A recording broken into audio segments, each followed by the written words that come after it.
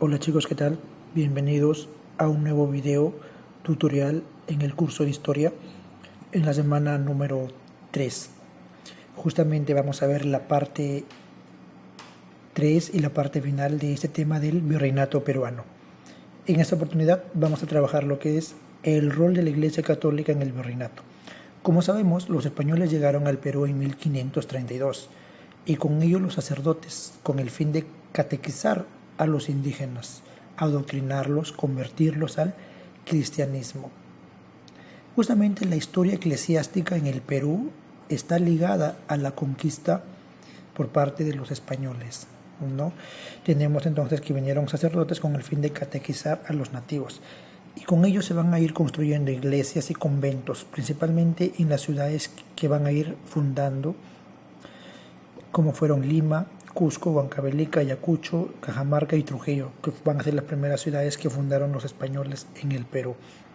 También la educación colonial tuvo una enorme y marcada influencia religiosa. La iglesia en realidad fue influyente y decisiva en la vida colonial.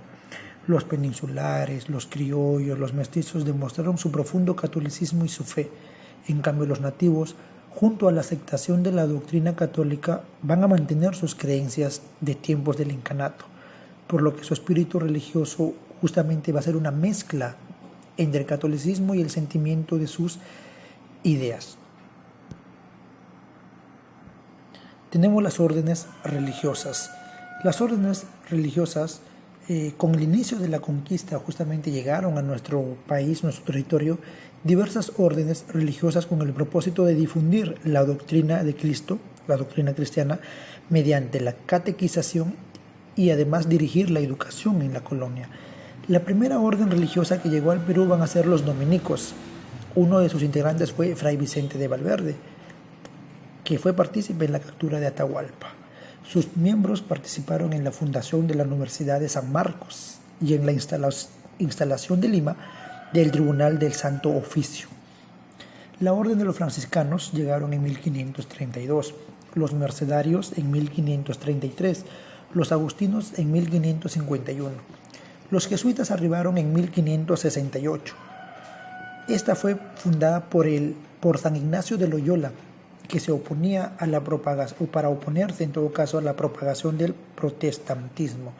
Cada una de estas órdenes van a ir fundando conventos y edifican iglesias en las diversas ciudades, también como centros educativos para la enseñanza.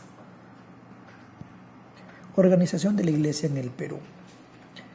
Sabemos que ya por la capitulación de Toledo, Hernando de Luque fue nombrado obispo de Tumbes, pero nunca ejerció dicha dignidad eclesiástica. Fue el primer obispo del Perú, ¿no? Muy bien. El primer obispo efectivo, es decir, efectivo, el que cumple esta función, que se creó en el Perú, fue el Cusco, Fray Vicente de Valverde. Él es el primer obispo efectivo, ¿no?, que cumple esta función, nombrado obispo de dicha diócesis por la Real Cédula en 1535. El primer obispado del Perú y América del Sur fue justamente el Cusco, creado en 1541.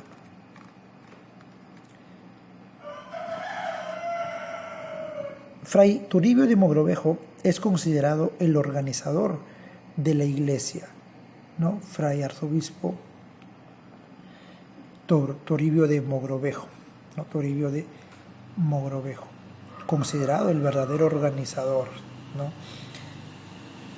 La iglesia virreinal estuvo dividida en arzobispados. El primer arzobispo fue el de Lima, siendo su primer arzobispo Fray Jerónimo de Loaiza, un dominico, ¿no?, de la orden de los dominicos. Posteriormente se creó el de Charcas, Bolivia. Los obispados constituían las provincias eclesiásticas, las que estaban en Cusco, Arequipa, Trujillo, Huamanga. Posteriormente se agregan la de Quito, Charcas, Chile, Tucumán, Paraguay, etc., ¿no?, todas que pertenecen al virreinato peruano. Luego tenemos los curatos o parroquias. Estos estaban a cargo de curas o párrocos, que constituían los distritos eclesiásticos, ¿no?, radicados en los pueblos donde se encargaban de difundir las enseñanzas cristianas y de la administración de los sacramentos. La evangelización consistía en la noble misión realizada por la Iglesia para convertir a los nativos a la religión cristiana. Estuvo a cargo de las órdenes religiosas. Principalmente hablamos de franciscanos y jesuitas. Las misiones fueron instituciones preparadas por las diferentes órdenes religiosas con el propósito de extender la evangelización hacia la región de la selva. Las órdenes fundaron las misiones, es decir, pueblos que fueron verdaderamente centros de culturización y conversión. Allí se dedicaron, además de las prácticas religiosas, a la enseñanza de artes manuales, crianza de animales domésticos, la agricultura, etc. Por ejemplo, Iquitos fue un importante centro misionero, ¿no? Personajes importantes, o en todo caso santos en este tiempo, ¿no?, que van a existir en el Perú. Tenemos a Santa Rosa de Lima, San Francisco de Asís, San Martín de Porres, etc. Los santos en la colonia. Fueron personajes, hombres y mujeres, que por su acción, sacrificio, bondad y virtud fueron santificados y venerados. Santo Toribio de Mogrovejo, considerado el protector de los indios y negros. San Francisco Solano, llamado el tautamaturgo del Nuevo Mundo, por los prodigios, ¿no?, y gran cantidad de milagros que se le atribuyen. Santa Rosa de Lima, ¿no?, considerada como la patrona de América y las Filipinas. San Martín de Porres, primer santo mulato de América, conocido también como el santo de la escoba. Vale hacer mención el estudio de las lenguas aborígenes que deban a tener, ¿no?, para poder cumplir justamente con su misión catequizadora por parte de los españoles, ya sea en las lenguas nativas. Por ejemplo, ¿no?, son importantes los aportes de Fray Vicente de Santo Tomás, el jesuita Diego González Holguín, ¿no?, etcétera, etcétera. Muy bien, pasemos al siguiente punto, que es el Tribunal de la Santa Inquisición o el Santo Oficio. Fue creado en España en 1478. Era la institución religiosa que tenía por objeto mantener la pureza de la religión católica. En el Perú fue implantado en 1569 por orden del rey Felipe II, siendo virrey Francisco de Toledo. Entró en funcionamiento en 1570.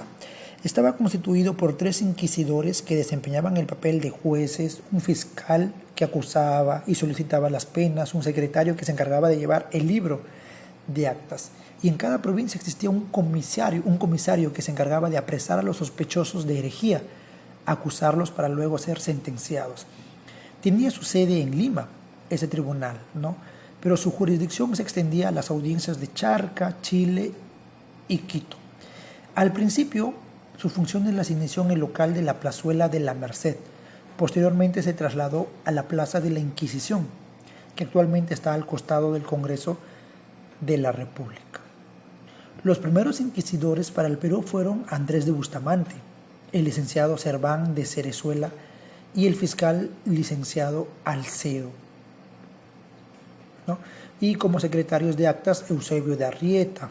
El tribunal perseguía los delitos de herejía, de blasfemia, de hechicería, de adivinación, ¿no?, el demonolatría, el culto a los demonios, astrología, etcétera, ¿no?, etcétera. Y tenía el control de censurar libros que se importaban y se leían en América. En el Perú existió durante 250 años y se celebró alrededor de 300 procesos, ¿no? Fue abolida en 1814 por las Cortes de Cádiz y cuando era virrey del Perú Fernando de Abascal. En este punto vamos a hablar ahora lo que es la educación, ¿no?, que lo representamos en estas imágenes, ¿no? Por un lado derecho representa a los grupos altos, ¿no?, las clases altas, entre comillas, dirigidas por sacerdotes principalmente, y acá una educación para los otros sectores, ¿no? Tenemos que es una educación, la educación colonial tiene unas características como fue clasista, únicamente para las altas clases, para las privilegiadas o adineradas, es decir, los hijos de los españoles, criollos y mestizos ricos. Fue profundamente religiosa y teocentrista, mística, pues fueron las diferentes órdenes las fundadoras de los centros educativos e integrantes en la educación, ¿no? Fue memorística y dogmática, es decir, las clases se tenían que aprender de memoria, sin omitir ninguna palabra, ¿no? Tal cual. Fue rígida, estricta y con castigos corporales para aquellos que no aprendían lecciones. La consigna era: la letra con sangre entra, ¿no? No existió una enseñanza pública o estatal, por cuyo motivo no hubo una educación popular obligatoria, ni mucho menos gratuita. Por eso decíamos que fue clasista. Ahora, también es importante mencionar que no había relación ni conexión entre los grados de esta educación. Tampoco existía interés por el estudio de las ciencias físicas o naturales. O sea, eso estaba completamente alejado. Los niveles educativos. Tenemos la educación elemental, lo que hoy conocemos como educación primaria, orientada a la enseñanza de las primeras letras. Se impartía por lo general en los propios hogares a cargo de profesores especialmente contratados. También se impartían en escuelas que funcionaban en las iglesias, conventos, parroquias. Estas se llamaban colegios menores. Lo elemental de esta enseñanza era que el alumno debía aprender la tabla de las 4 operaciones, lectura y escritura, doctrina cristiana y cantos religiosos. También existieron colegios menores para mujeres, como el de Santa María de la Caridad y Nuestra Señora de Atocha. La educación intermedia o preuniversitaria se impartía en los colegios, en los llamados colegios máximos o colegios mayores, también en los colegios de caciques o seminarios. En estos centros de enseñanza se daba conocimiento de lo que hoy se enseña en secundaria y en la universidad, dirigidos por órdenes religiosas. Se enseñaba la teología, la jurisprudencia, la gramática, el castellano, la aritmética, el arte, el latín, etc. Concurrían alumnos de toda América, los cuales ingresaban con títulos de bachilleres y licenciados. Entre los colegios máximos o mayores tenemos el Colegio de San Pedro y San Pablo, donde se dictaban cursos de artes y filosofía, en Lima, 1568, el Colegio Real de San Martín, el Colegio de San Felipe y el Colegio San Marcos. El San Antonio de Abad de Cusco también, ¿no? Que posteriormente da origen a la Universidad San Antonio de Abad. La educación superior, ¿no? La educación superior. En la educación superior tenemos que se impartía en las universidades. Estos centros educativos eran instituciones elitistas, es decir, cerradas, pues solo tenían acceso a ellas los hijos de los nobles, de los funcionarios de la corona e hijos de criollos adinerados. Se organizó en base a facultades o especie de escuelas, ¿no? Por ejemplo, la facultad de teología, se querían ser sacerdotes, se quería ser abogado, la facultad de jurisprudencia o derecho. Tenemos las universidades. La primera universidad del Perú y América es la Universidad Mayor de San Marcos, cuyo nombre, nace como la Universidad de la Ciudad de los Reyes, ¿no? Fue la primera universidad del Perú y América. Inició primero en el convento de Santo Domingo, luego se trasladó a la iglesia de San Marcelo y más tarde se ubicó en la Plaza de la Inquisición. Su primer rector fue el dominico Fray Juan Bautista de la Roca, y sus primeras facultades fueron las de Artes y Teología. La Universidad San Antonio de Abad fue la segunda universidad del Perú, en Cusco, ¿no? En 1692 por el rey Carlos II. La Universidad San Cristóbal de Huamanga, Ayacucho, por el obispo Cristóbal de Castilla y Zamora en 1677 por el rey Carlos II. Y la Universidad San Agustín de Arequipa por el rey Felipe V en 1714. El Real Convictorio de San Carlos fue creado por el virrey Amat y Junet en 1771 y es importante el personaje Toribio Rodríguez de Mendoza. ya que él justamente hizo, ¿cómo sería? A ver, fue uno de los principales, digamos, que transformó a este convictorio, ¿no? Fue un muy importante maestro y sacerdote que convirtió justamente al Real Convictorio de San Carlos en uno de los principales focos de cultura y centro de grandes ideas revolucionarias y núcleo de inquietud científica y filosófica. El arte entre los siglos XVI y XVIII. Tenemos la arquitectura. Cuando hablamos de la arquitectura hacemos referencia a que fue un trasplante de las corrientes y estilos arquitectónicos provenientes de Europa, ¿correcto? Destacan por su majestuosidad, belleza, solidez, estuvieron inspiradas en motivos de carácter religioso, emplearon como material el ladrillo, el adobe, el yeso, la piedra, la madera, utilizaron la columna, el arco medio, también utilizaron la teja, ¿no? Los azulejos, la piedra labrada también. ¿Qué estilos arquitectónicos se van a implementar o se van a imponer en América, en el Perú principalmente? El estilo barroco es el que predomina entre los siglos XVII y XVIII. Se caracteriza por lo recargado de la ornamentación en las fachadas de las iglesias. Presenta abundantes columnas. Ejemplo de ellos es la iglesia de San Francisco, en el Palacio de Torre Tagle, Lima. El estilo churrigueresco. El arquitecto español José Churriguera exageró mucho más el estilo barroco, ¿no? Es decir, es más rico en adornos, con más complicados y caprichosos. Son más complicados y caprichosos. Hablamos de columnas delgadas y retorcidas, líneas curvas, perfiles ondulantes, mezcla de hojas, flores, frutos y escultura de santos. Ejemplo es el templo de San Agustín y la Merced en Lima, ¿no? Sus adornos están decorados en pan de oro.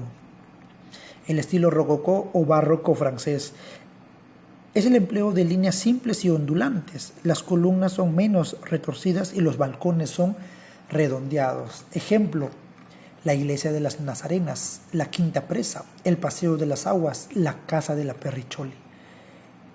La Perricholi fue el amante del virrey Amat y Junyent, quien expulsó a los jesuitas justamente, ¿no? Por su alto grado de importancia que tuvieron esa orden religiosa. El neoclásico se inspira en el estilo arquitectónico clásico, es decir, en el estilo de los griegos, los romanos, caracterizado por el empleo de columnas y por sus frontis triangulares y carece de ornamentaciones, ¿no? Ejemplo, la Catedral de Lima, el altar mayor de la iglesia San Francisco. Bueno, aquí unas imágenes, ¿no? de los diseños, de las distintas influencias en el arte o en la arquitectura en la colonia. Luego tenemos las reformas borbónicas. Son los cambios eclesiásticos, territoriales, comerciales, administrativos que se producen en la corona española cuando los Borbones toman el poder. Su objetivo, fortalecer el poder y centralizar el gobierno español, aminorar el poder político de la aristocracia y recuperar sus posiciones americanas. En el aspecto económico, Carlos III estableció el comercio libre entre España y sus colonias. Se abren nuevos puertos como el de Buenos Aires y Valparaíso, que se convierten en competidores del Callao. También fue autorizada la ruta comercial por el Cabo de Hornos, que se empleaba muy pocas veces, ¿no? Partía de España, bordeaba el Brasil e ingresaba por la parte sur, por lo que es Argentina, Uruguay, ¿no? Se aumentaron los impuestos, estancos a productos, alcabalas y la creación de las aduanas. Eso genera una competencia comercial entre el Callao y Buenos Aires, lógicamente, ¿no? El Cabo de Hornos, que es de color verde, y la ruta principal de color rojo. En el aspecto administrativo, se realizaron las visitas generales y de supervisión. En el Perú se mandó a José de Areche, en México José Gálvez, por ejemplo. Se creó la Audiencia del Cusco en 1787 como consecuencia de la rebelión de Túpac Amaru II. Se crean las intendencias para proteger a los indios, atender la defensa militar, vigilar a los demás gobernantes, fijar y recaudar impuestos. Personajes importantes dentro de estos tenemos a Felipe V y Carlos III, ¿verdad? Son personajes muy importantes, dignos de... Bueno, que vale la pena mencionar, ¿no? Reformas territoriales, crear nuevas demarcaciones territoriales. Así tenemos, por ejemplo, que aparece el Virreinato de Nueva Granada, que es Colombia, ¿no? Virreinato del Río de la Plata, Argentina, la Capitanía General de Chile y la Capitanía General también de Caracas, Venezuela, ¿no? También. Se da la entrega de extensas zonas de la selva peruana a Portugal, ¿no? Es lo que se va a hacer, ¿no? Y también tenemos la exclusión de los criollos de los cargos burocráticos. Se prohíbe o se limita justamente el acceso de ellos, participación política. Reformas eclesiásticas. Imponer el poder del Estado sobre la Iglesia. Se da la expulsión de los jesuitas en 1766, siendo virrey Amat y Junyent, Manuel Amat y Junyent, ¿no?